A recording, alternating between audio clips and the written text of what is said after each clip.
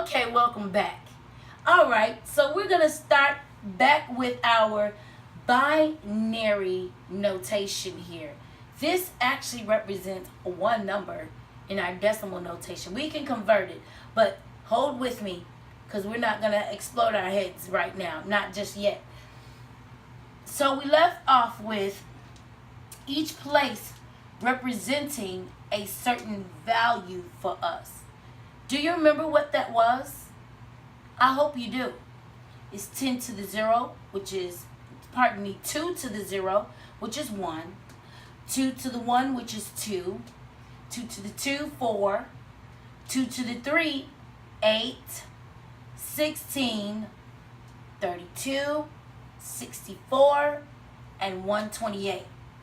Now, just like our decimal notation, if I put a number in this place, the number is multiplied by the value of this place and then added to the rest of the places.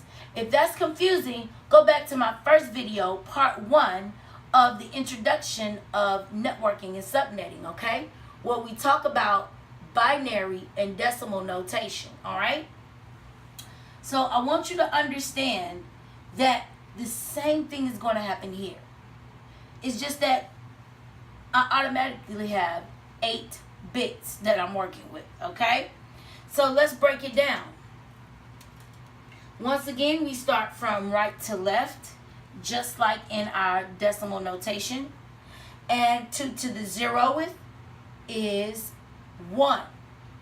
What's special about the 0 and the 1 is that if there is no 0 in this place, just like the base 10 numbering system, I'm not going to count that.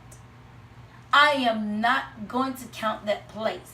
It's not going to be added in my final representation of what this number means, okay? So 2 to the 0th is 1.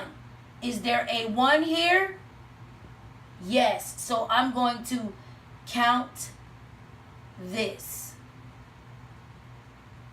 okay? And I'm going to put a 1. See that? 2 to the 1 is 2. There's a 0 there. I'm not going to count this.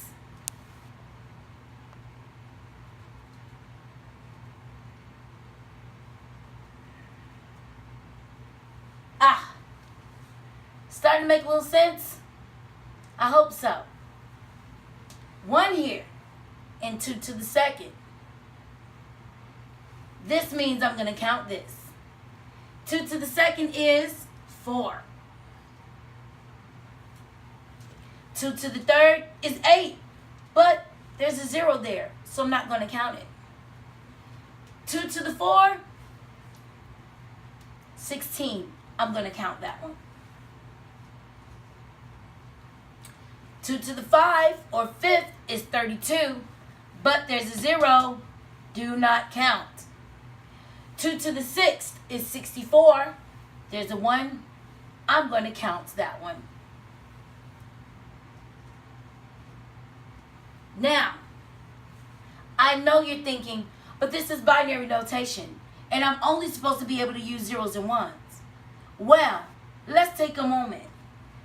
The whole point of this system is so that we can translate what we as humans are thinking into what the machine or the computer can understand or process. They're really not as intelligent as we think. And though you sometimes yell at your machine saying, I don't know what this thing is thinking, it's losing its mind, really, it can only do what you command it to do. It can only do what it was programmed to do. And it's not really as advanced as us humans. Humans create these devices. So yes, even though these are zeros and ones, remember, they're representing us, what us humans are trying to communicate. It's about communication, okay? And these zeros and ones take these place values of the binary system to give us something we understand. In return, we can convert this back into binary to give the computer something, or the processor something that it understands. Okay? So I hope this is kind of tying some things together for you. If we add it all up, do a little cheat way. I got 16 and 4. That's 20. I add 20 to 64. That gives me 84 and 1, 85. Okay?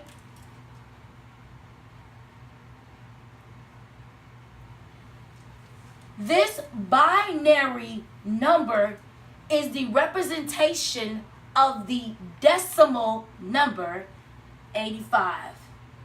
Genius, you just converted binary to decimal. Did you know that? You should really congratulate yourself for that.